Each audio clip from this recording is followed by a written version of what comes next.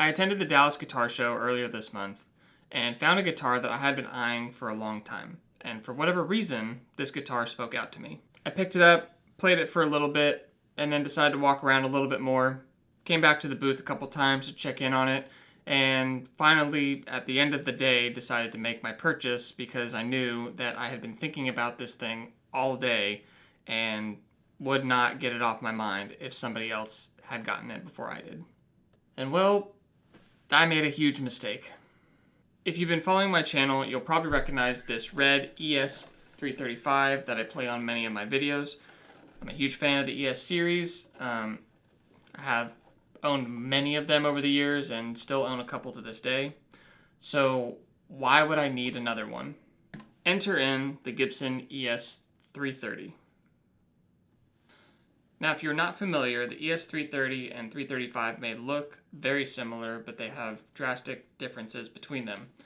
The main thing being that this is fully hollow, whereas the 335 has a center block going all the way through, which makes this incredibly lighter.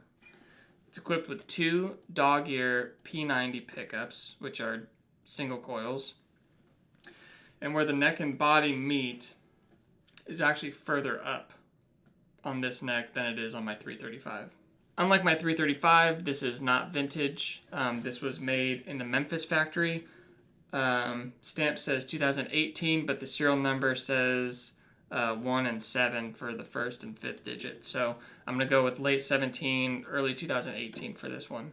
Recently I had a gig, and where I would normally have brought my 335, I decided to break one of my rules, which is never bring new gear that you are not 100% familiar with to the gig, and I decided to bring the 330, and I'm glad that I did that.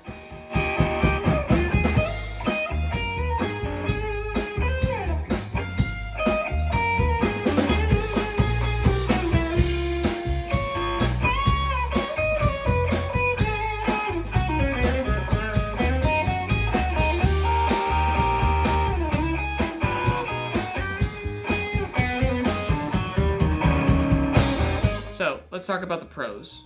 This guitar sounds exceptionally well and has such a different characteristic than the 335. These pickups sound great, it's nice and light, the neck doesn't feel too overbearing or too chunky. And one thing I'm really gravitating towards as of late is something that's really easy to carry around from gig to gig or just around the house. And this fits that bill perfectly. So let's talk about the cons. As far as the sound goes, the 335 has this thing beat by a mile. Being very fortunate enough to have owned a couple vintage 335s and ES model guitars, there's just a very specific feel and sound to those that you just can't get with the newer models. And not all vintage guitars are great. There's a handful of things on my 335 that I wish were better, but nothing's perfect. The other thing I want to talk about is the looks. And let this be a lesson to all of you that if you are going to dump your hard-earned money into anything, make sure that you look it over very carefully and that it meets whatever expectation that you want to have, whether that be for guitars, cars, or anything else in this world. Once I got this home, I noticed that the finish job was pretty bad. I noticed a ton of overspray and sparkle up here at the headstock, and upon further examining it, I noticed that it was everywhere. So again, if that's something that would bother you, make sure that you just take the time to look it over and make sure that you're 100% satisfied with it. But at least I know it's a 100% authentic Gibson. So let's hear how these two sound up against each other. We're going to be running my Gibson 330 and my Gibson 335 through my 65 Fender Deluxe into the aux.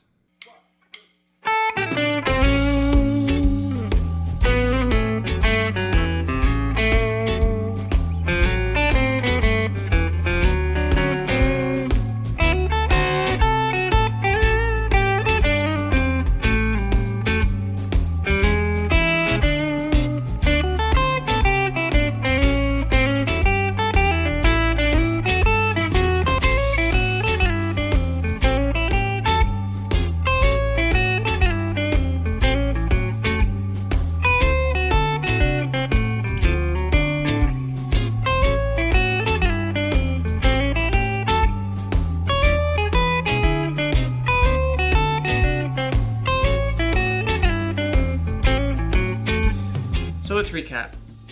Is the 330 going to replace the 335? I thought it might, but after spending more time with this and then immediately plugging this back in, there was just no contest, and I have fallen in love with this guitar all over again. Many great things to say about this one, but it just does not hold a candle to me to my red 335. So we're definitely keeping the 335. We're definitely going to hang on to this for a while too. I think it's a really cool vibe. One of my favorite guitar players, Grant Green, was known for playing one, so I feel very fortunate to be in the possession of this one for the time being, and especially for gigs that I don't feel comfortable bringing that one. I know that I can get some good sounds with this one. So thank you so much for watching. I hope you got some enjoyment out of this. Don't forget to like, subscribe, and let me know in the comments below if you have a 330 or what's your favorite ES style guitar. Let's talk about it down there. I'd love to hear what you guys have. My name's Chris Ellis. Thank you so much, and I'll see you guys soon.